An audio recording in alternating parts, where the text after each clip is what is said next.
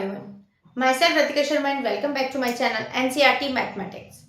Last video में हमने काफ़ी क्वेश्चंस को कवर अप कर लिया है क्लास 9th के मैथ्स के सैम्पल पेपर के अकॉर्डिंग। आज फिर से कुछ इंपॉर्टेंट क्वेश्चंस के साथ आए हैं। चलिए आए तो पहले क्वेश्चन पर। Give possible expressions for length and breadth of following rectangle. जहां पर ये आपको रेक्टेंगल के अकॉर्डिंग एरिया दिया हुआ है, आपसे लेंथ और ब्रेथ पूछी गई है।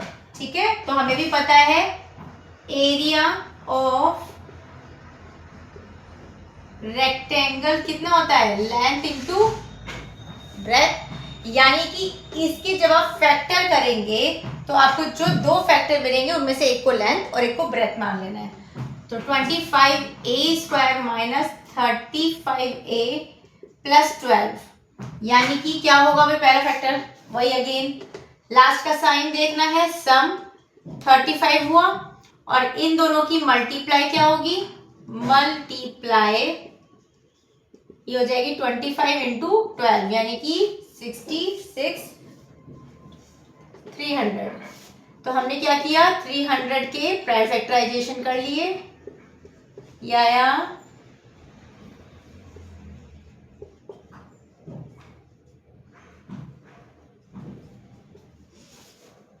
यानी मल्टीप्लिकेशन तो 300 आ ही जानी है ना। हमें दो डिजिट ऐसी चाहिए इनमें से जो 35 का सम कर दे, यानी सम करने पर 35 आए। तो देख लेते हैं, 2 2 जा 4 3 जा 12, 5 5 जा 25, 5 और 2 7 होते हैं, 2 और 1 3 होते हैं, ये कैंसिल हो गया क्योंकि 35 चाहिए। 2 2 जा 4, 4 5 जा 20 और 3 5 जा 15 आ गया, ये 20 और 5 ये आ गया। तो 25a² एज इट इज रखा। अब आपको ये आता ही है तो मैं डायरेक्ट कर रही हूं, बड़ी डिजिट पहले रखनी है, 20 प्लस 15 आ गया। 25a² माइनस इसमें और इसमें मल्टीप्लाई करेंगे, 20a 15a प्लस 12, बाहर माइनस है, अंदर का साइन चेंज हो जाएगा। 20 और 25 में कॉमन आया 5 और a² और a में कॉमन आया a, यहाँ बचा मतलब 5 5 से जो करोगे आप इतना पता ही आपको, ये बचा अंदर ब्रैकेट में कॉमन लेने के बाद, माइनस 15 और 12 किसकी टेबल में आते हैं, 3 की। तो यहाँ बचा 5a और यहाँ बचा 3 4 जा 12। ठीक है, क्योंकि ये बाहर माइनस है, कॉमन ले रहे हो तो ये वाला साइन भी चेंज हो जाएगा। ब्रैकेट सही है, दैट मीन्स हमारा क्वेश्चन सही जा रहा है। 5a माइनस 4 पहला ब्रैकेट हो गया, 5a माइनस 3 दूसरा ब्रैकेट हो गया। सो इसमें से अब आप मेंशन कर देना ये लेंथ है और ये ब्रेथ है। ठीक है, सेम ऐसे ही अगर वॉल्यूम के लिए दिया गया हो और क्यूबॉइड की बात की गई हो तब क्या होगा, इसमें से सबसे पहले कॉमन निकाल लो। क्यूबॉइड का वॉल्यूम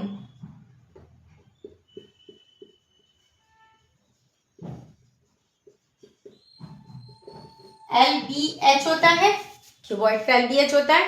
तो यानी इसके फैक्टर करने पर हमें 3 फैक्टर मिलेंगे या 3 कुछ मिलेगा समथिंग ब्रैकेट में, जिससे हमें पता लग जाएगा कि वो LBH हो गए। तो 12k y² plus 8k y 20k, ये आपका क्वेश्चन है। इसमें से 12, 8 और 20 कौन सी ऐसा टेबल नंबर है जिससे ये चला जाता है, 4 से जाएगा पूरा पूरा, 4 को बाहर निकाल लिया, k को बाहर निकाल लिया। अब क्या बचा इसके पास, 4 3 जा 12, k ऑलरेडी बाहर है, y², 4 2 जा 8, k बाहर है, 4 5 जा 20, 4k। अब फिर से वही काम करना है, सब्ट्रैक्ट करना है मिडिल डिजिट को और मल्टीप्लाई करनी है इन दोनों की, 3 5 जा 15, यानी ऐसी दो डिजिट बताओ जिनकी मल्टीप्लाई करें तो 15 आए और सब्ट्रैक्ट करें तो 2, 5 3 जा 15, 5 में से 3 गया, 2 बच रहा है, 5 3 जा 15 ये होते हैं। जब आप इसे करोगे 3y² ऐसे ही रखा, यहाँ ब्रैकेट बड़ा लगा लेते हैं, प्लस 5 बड़ा है तो ये आ गया, 4k ये आया 3y² प्लस y के अंदर मल्टीप्लाई 5y प्लस बाहर है, अंदर का साइन नो चेंज, यहां से कॉमन क्या निकलेगा, 3 5 कुछ भी कॉमन नहीं है, y² में सिर्फ y कॉमन है, तो 3y प्लस 5 माइनस इसमें और इसमें कुछ भी कॉमन नहीं है, 1 निकल जाएगा, माइनस बाहर ले देंगे तो 3y, बाहर माइनस किया है तो अंदर का साइन चेंज होगा। 4k, एक ब्रैकेट आया 3 5 प्लस समथिंग है और एक आया y माइनस 1। अब इसमें से ये हो गया आपका l, ये हो गया b, ये हो गया h।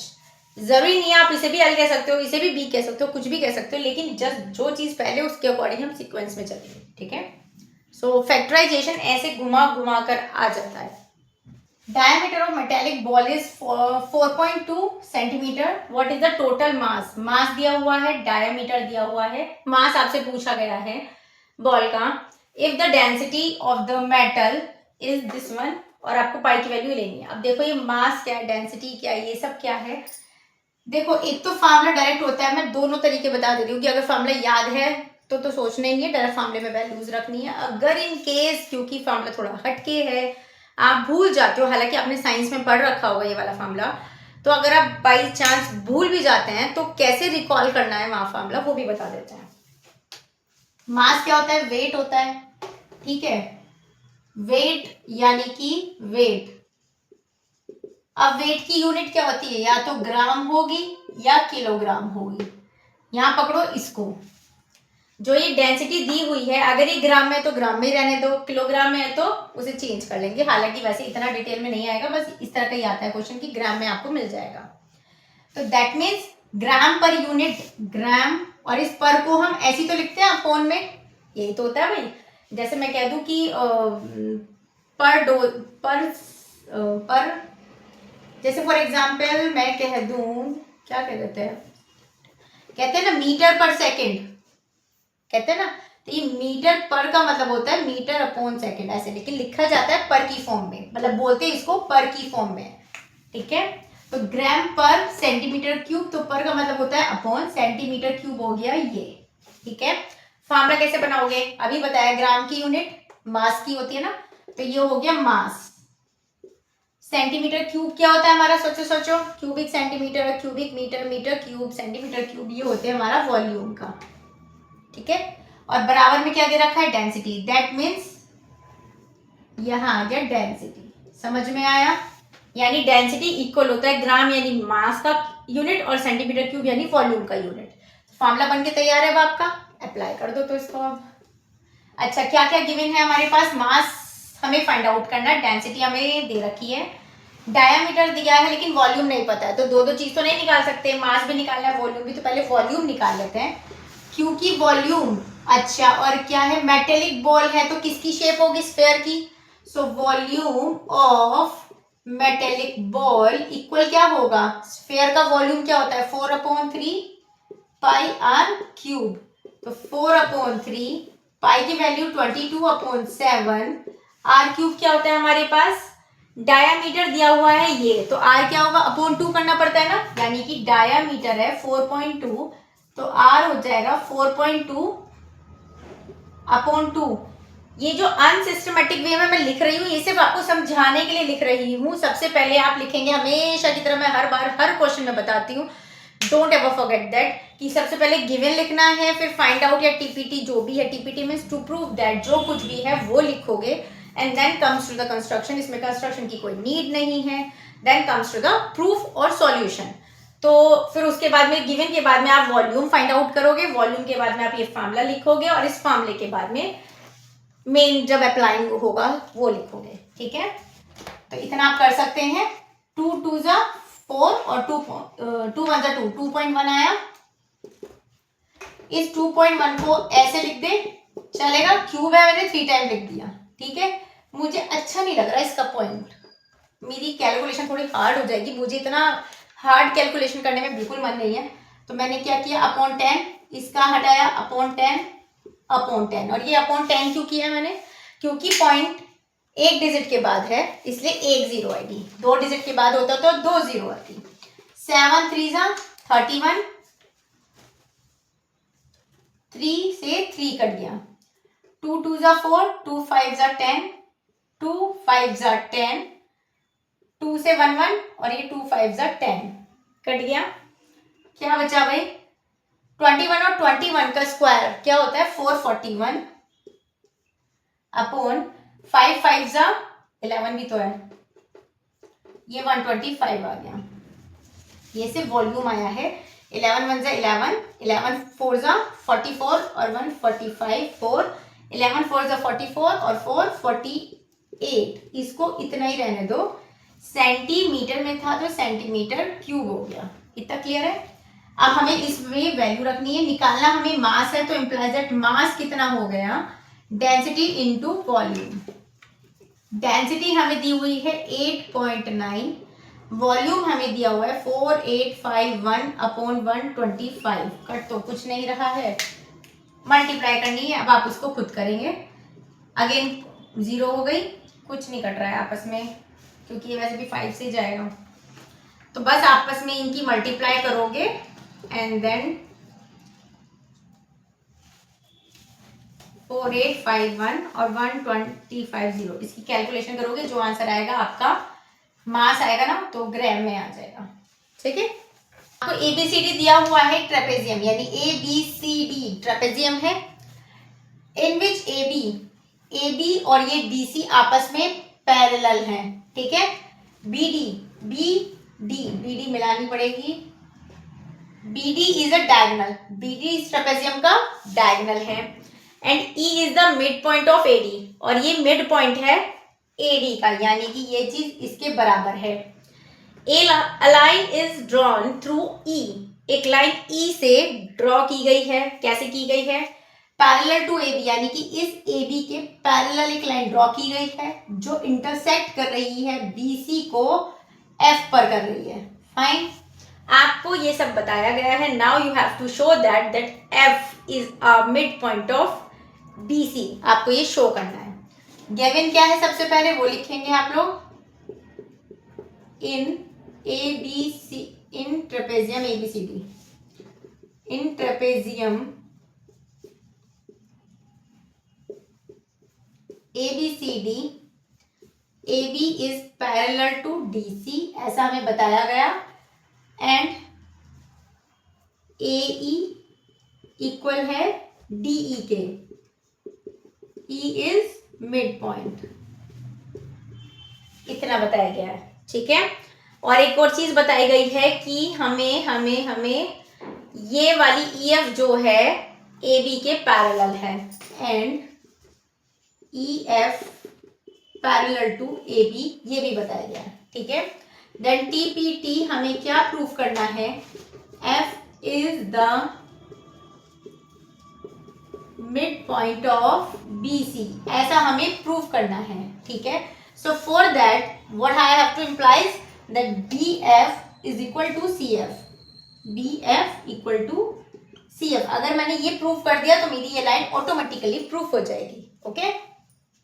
और देख लेते हैं, अगर इसकी नीड ना भी पड़ी, शायद देख लेते हैं, चलो, क्योंकि कई बार क्या होता है, कुछ थ्योरम्स ऐसी होती है डायरेक्ट, जिनको अप्लाई करने पर डायरेक्ट वही मिल जाता है जो हमें चाहिए होता है। ठीक है। अब आते हैं कंस्ट्रक्शन, इसमें कुछ खास है नहीं, क्योंकि इसने BD खुद कहा था तो हमने मिला दिया, BD डायगोनल था। Now come to the proof. हमें सबसे पहले पता है E एक मिड पॉइंट है और ये इसके पैरेलल है, इसका नाम मैंने यहाँ पर ABCDEFG रख लेते हैं। ठीक है। अब आज जो मिड पॉइंट थ्योरम पढ़ी है ना, मिड पॉइंट थ्योरम क्या होती है भाई, मिड पॉइंट थ्योरम होती है, ये ट्राइंगल है, अगर इसका ये मिड पॉइंट है, अभी आते हैं मिड पॉइंट थ्योरम पे। मिड थ्योरम क्या कहती है भाई, कि ये इसका मिड पॉइंट है और ये इसका मिड पॉइंट है। ठीक है। यानी कि किसी भी ट्राइंगल के अगर दो मिड पॉइंट्स को आपस में मिला दिया जाए तो जो लाइन सेगमेंट होती है वो थर्ड साइड के पैरेलल होती है। ठीक है। ये होती है मिड पॉइंट थ्योरम। अब इसका मिड पॉइंट थ्योरम का कन्वर्स क्या होता है, कि in a triangle if a midpoint is given of a one side and we are drawing a parallel line to the third one line, then automatically that will be intersected at midpoint, ये midpoint पर ही इसको काटेगी, ऐसा midpoint theorem का converse कहता है।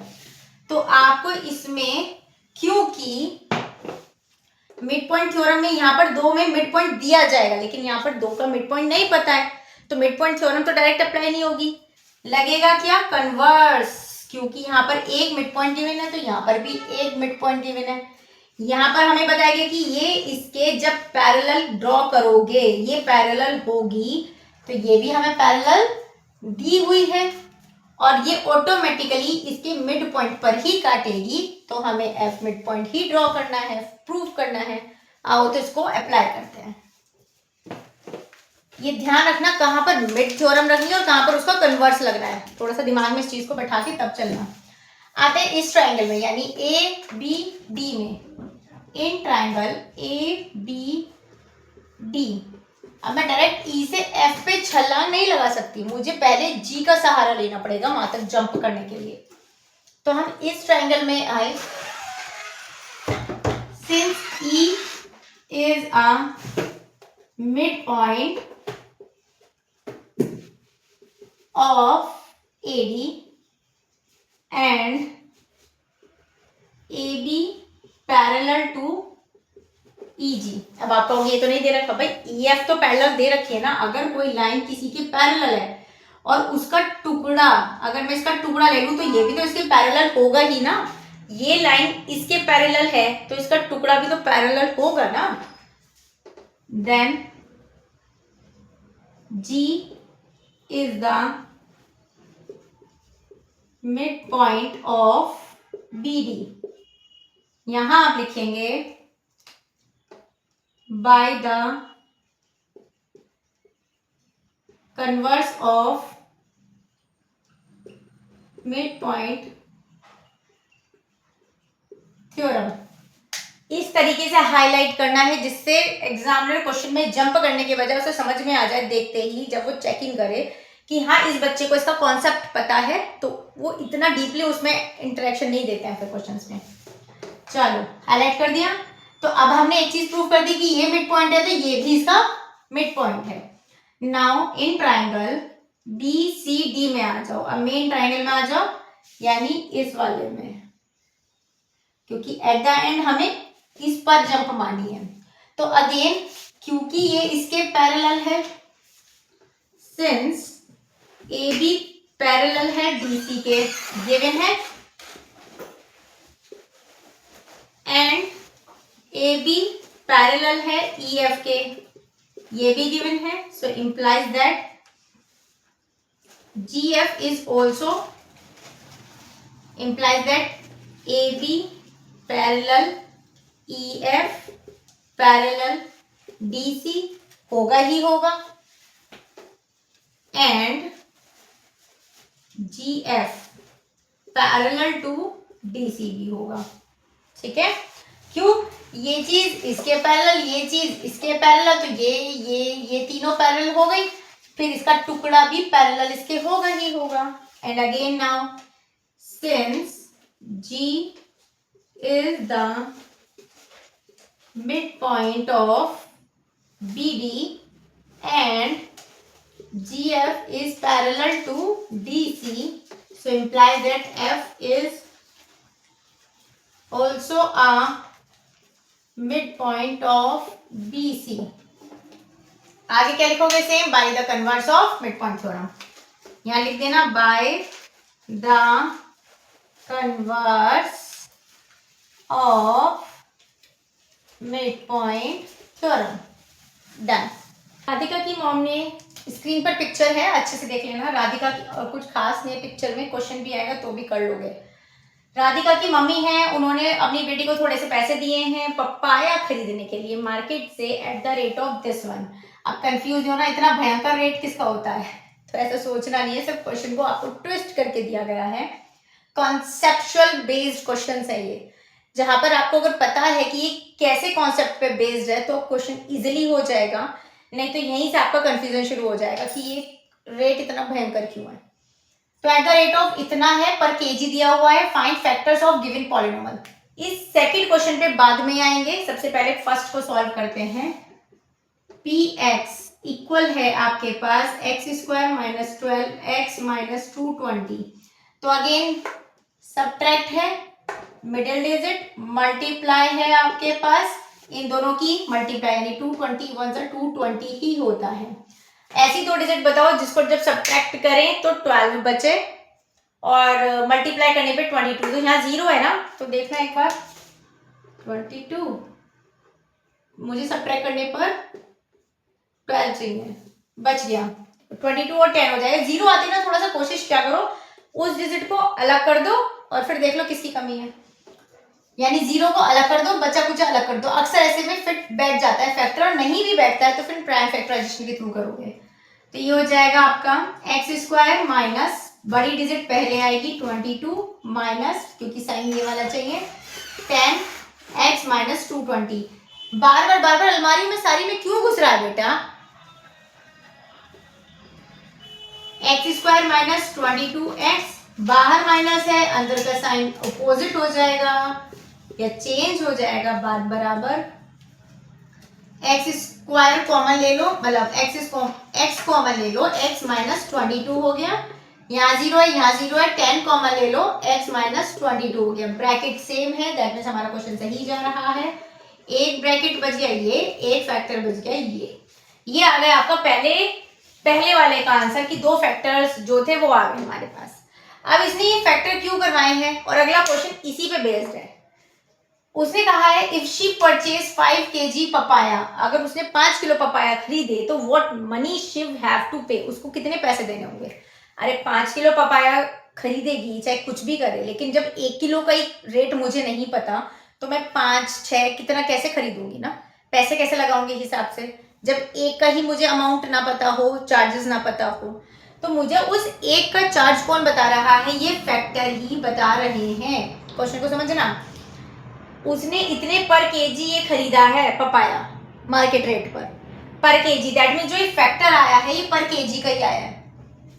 अब दो में से कौन सा चूज करना है यहां से डिसाइड करोगे। यहाँ माइनस है, जब मैं x माइनस 22 को 0 के इक्वल रखती हूँ तो माइनस उधर जाके प्लस हो जाएगा, दैट मीन्स ये 22 बच गया। लेकिन जब इसे रखती हूँ तो x प्लस 10 इक्वल 0 होता है, तो x इक्वल प्लस उधर जाके माइनस का 10 बनेगा, पर रुपीज कभी भी माइनस में नहीं होते हैं, करेक्ट। तो ये वाला यहाँ कैंसिल हो जाता है, सिंगल एक यही रेट बचेगा जिसका 1 kg का वैलिड होगा। तो आप यहाँ लिख सकते हैं, चाहे नहीं भी लिखेंगे तो भी चलेगा।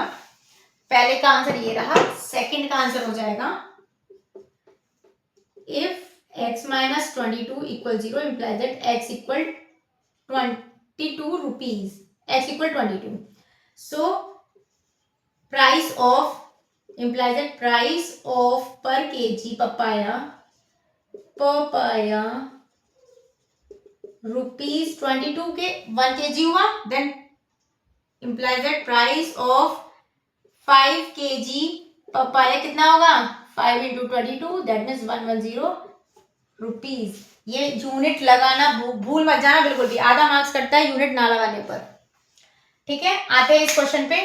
A farmer has a water tank, और देखो फिर से एक बार ट्विस्ट कर दिया गया है क्वेश्चन को, अभी फैक्टर का तो नहीं है, देखते नहीं फैक्टर का नहीं है। Farmer has a water tank of cows in the shape of cylinder, कोई सिलेंडर की शेप है, ये है वाटर टैंक भी है आपका सिलेंड्रिकल शेप में, विद रेडियस ऑफ 1.4, यानी कि ये जो रेडियस है 1.4 दी हुई है, ये 1 है, ठीक है। हाइट दी हुई है हमारे पास, ये हाइट है 2 मीटर की, ठीक है। हाइट भी पता है, रेडियस पता है। The tank comes equipped with a sensor, ये है इस पूरे क्वेश्चन का हाईलाइटेड वर्ड कि इस टैंक में कुछ सेंसर लगा है, अब उसके अंदर है भारी पता नहीं, सेंसर लगा हुआ है टू अलर्ट। सेंसर का रोल क्या होता है, जो जो विलेजर्स वगैरह हैं, जो फार्मर्स वगैरह, वो इस चीज को अच्छे से समझ पाएंगे, उनकी फैमिली से बिलोंग करते हुए बच्चे, मैं बाकी में समझा दे रही हूँ।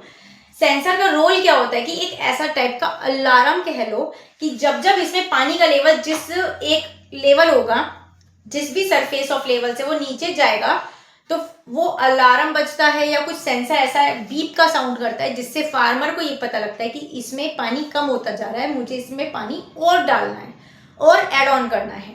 तो सेंसर का ये रोल होता है। तो उसे एक सेंसर लगा रखा है to allow the farmer to fill it up when the water falls to 20% capacity, यानी कि इस पूरे टैंक में जितना भी 20% का कैपेसिटी वाला पानी होगा, जितना भी लेवल होगा उसका, उससे जैसे ही नीचे जाएगा वो सेंसर बीप कर देगा या अलार्म बज जाएगा। Then find the CSC of tank. तो फर्स्ट पार्ट इजी है, इस सेंसर वाले पार्ट में, सेकंड वाले में बाद में एंटर करेंगे, पहले फर्स्ट पार्ट को देखते हैं। फर्स्ट पार्ट के लिए सबसे पहले क्या पता है हमें, गिवन में हमें पता है रेडियस दे रखी है हमें r, यानी कि रेडियस दे रखी है हमें 1.4 मीटर और हाइट हमारे पास है 2 मीटर। देन CSA नहीं पता, ठीक है, तो लिखो CSA ऑफ सिलेंड्रिकल टैंक। क्या होता है सिलेंडर का? CS का सरफेस एरिया 2 पाई RH। 2 ये रहा, पाई की वैल्यू 22/7 रखनी है, R हमें पता है 1.4 है, H हमें पता है 2।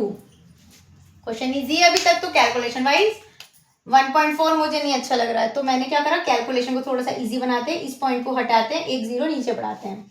7 2 20 7 2 20 नहीं, 7 2 14 एंड 2 2 4 2 8 8 2 16 1 8 2 16 और 1 17/10। अब आप सोचोगे मैम 2 से 5 टाइम काट सकते थे, बिल्कुल काट सकते थे, लेकिन फिर मेरा एक स्टेप ज्यादा हो जाता, मुझे वो 5 से उसे डिवाइड करना पड़ता। उस एक स्टेप और थोड़ी सी कैलकुलेशन को इजी बनाने के लिए मेरे को इजीली पता है कि जब नीचे 10 होता है तो जितनी जीरो है पीछे से उतनी डिजिट छोड़ के पॉइंट लगा दिया जाता है। ये आ गया मीटर में स्क्वायर, यानी 17.6 मीटर स्क्वायर CSA होगा। सेकंड पार्ट पे आते हैं, इसके वॉल्यूम ऑफ टैंक निकालना है इस बार, लेकिन अब की बार बोला when the sensor turn on. क्या होता है सिलेंड्रिकल टैंक का?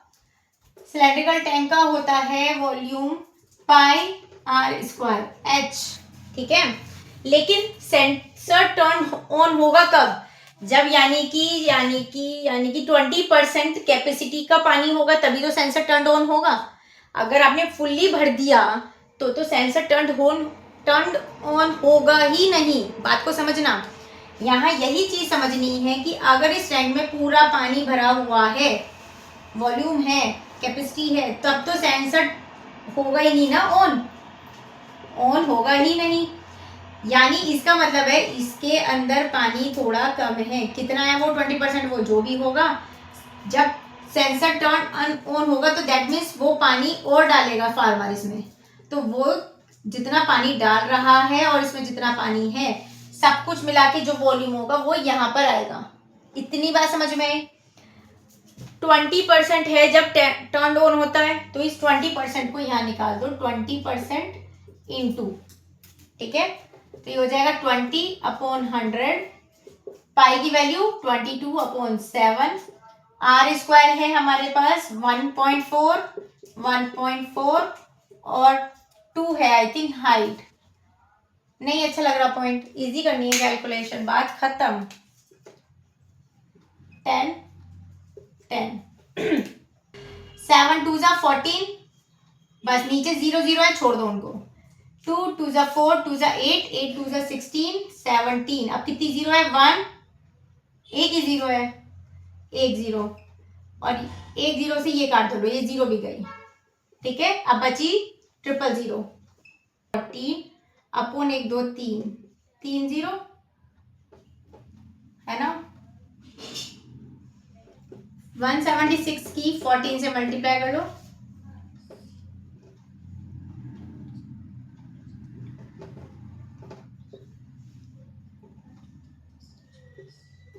ये आया 2464/000। दैट मीन्स 3 जीरो पीछे से 3 डिजिट छोड़ दो, 464 इसका मीटर क्यूब आंसर आ गया, यानी इतना इसमें होगा, ठीक है। सो आज के लिए इतने ही रखते हैं। क्वेश्चन ये थोड़े से ट्विस्टेड है, क्वेश्चन को समझ के तब करिएगा। मिलेंगे नेक्स्ट वीडियो में। इस वीडियो को लाइक शेयर सब्सक्राइब नहीं भूलना है, ठीक है। तो बाय।